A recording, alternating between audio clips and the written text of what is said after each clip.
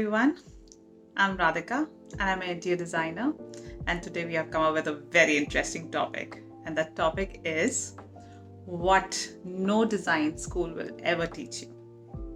At least it has not happened in my experience till now that they're discussing these points, but that's exactly why we thought that we should bring up these points, that what you will not learn in a design school. So for that, one of the biggest subject is money. Yes. Whether we like it or not, whether we want to discuss it or not. But that is one of the most important factors which will drive your business, your freelancing work, or anything that you would do to exchange with your trade, with your skills. So, yes, money is something that we need to get comfortable with as soon as possible, because I have personally struggled with it. I was never comfortable asking for the right amount. I was never ever comfortable even talking about it. You know, the thing I used to do is, आपको जो ठीक लगे आप वो दे दीजिएगा. You know, the worst thing you can ever do. Don't do that. I've made that mistake. I would never want anybody else to make that mistake. Know your worth, and you know your worth. You know your price. So don't say this thing that, अरे जो आपको ठीक लगे आप वैसे कर लीजिए. You know, that kinds. Don't do that. It's not worth it. Instead, know the price. Know the market price for your service and be very comfortable to ask for it. Okay? So, just to begin with, be comfortable in knowing your worth. Be very comfortable in knowing that what is the market trend, what amount is being asked for your kind of skills and services. Secondly, be very comfortable to talk and discuss about it with a lot of confidence. You're not doing anything for free unless you really want to do it for free. Then it's a different story altogether. But if you're running a business, or if you want to excel and have some monetary value to it, then yes, money is one topic that you really need to get comfortable with while discussing and asking for the right price for your services. So that way I would say that very important, very important, should not be avoided. Okay, then comes to the point, business. So if you are a designer, you're a freelancer, or you're running a small business or a big business, it has to be treated like a business. It cannot be treated like a hobby. So unless you are doing a hobby as a designer, then it's a different story again. But if not, if you want to pursue it professionally, then it has to be treated like that. Do your paperwork. Very important. Extremely, extremely important. You need to know how your process is going to unfold.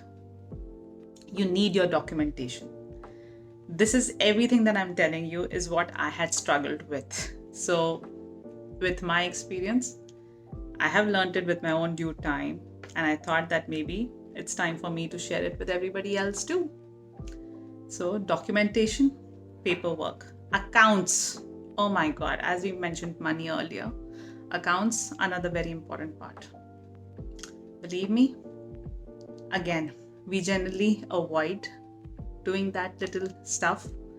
I still do, but it's very important. It actually tells you whether you are making money or losing money by the end of the day. Third, if you're doing interior designing, and if you feel that this is going to be a very glamorous job, then I'm sorry. I am really very sorry, but I think I'm going to break that myth. If you're doing interior designing and you want to pursue it as a profession, you need to know this, that it's not at all glamorous. Okay, some part of it, yes, it is. But the major part of it, I would say 80% of it is not. And the reason behind that is, why I'm saying this is because most of the time, You will be going to do market research. You are going to go out in dust. You are going to go visit your sites. And under construction sites are no dreamlands, it's not a fairy tale story. So, under construction sites are messy, they are dirty, they are dusty. To an extent that I don't go to my sites in the first half, I like to keep them in the second half so that I can do all my meetings in the first, where I have to meet the clients or anything else that I need to do. But that happens in the first half. And in the second half, I generally keep it for the site that even if I get dirty, it's okay. But you need to love this. Then only get into it. If you're somebody who's allergic to dust, then this is not for you. If you're somebody who doesn't like being in a dirty environment or doesn't want to be there, then again that's a problem. Because especially in interiors, we are there at under construction sites, and under construction sites are not pretty. We make them pretty. So that is why I would say you need to be very sure about this particular factor. You will be dealing with a lot of labor and multifolds of labors. Like there'll be another vendor for, another contractor for plumbing or electrical work, civil work, false ceiling. So there are going to be so many people that you're going to be dealing with at site. So on an average, if I go to my sites, it takes me about 2 to 3 hours easily.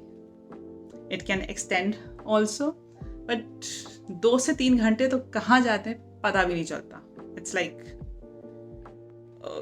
I've skipped my lunch, I skipped evening snack, whatever. But the time really flies in the site, and it's all like hush, hush, hush, hush, hush. We are going through that process. So these 3 things that I'm told you is majorly because when we say we are designers, yes, it's a very creative job. It's a very glamorous work also, but only a part of it. There is a whole lot of other part which is not as glamorous and which might not appeal to you. And if that part doesn't appeal to you, then you're in a wrong profession. So that is something that you need to take care of.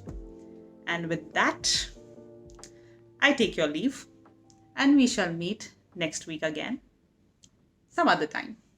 Okay. See you next time. Bye. Take care.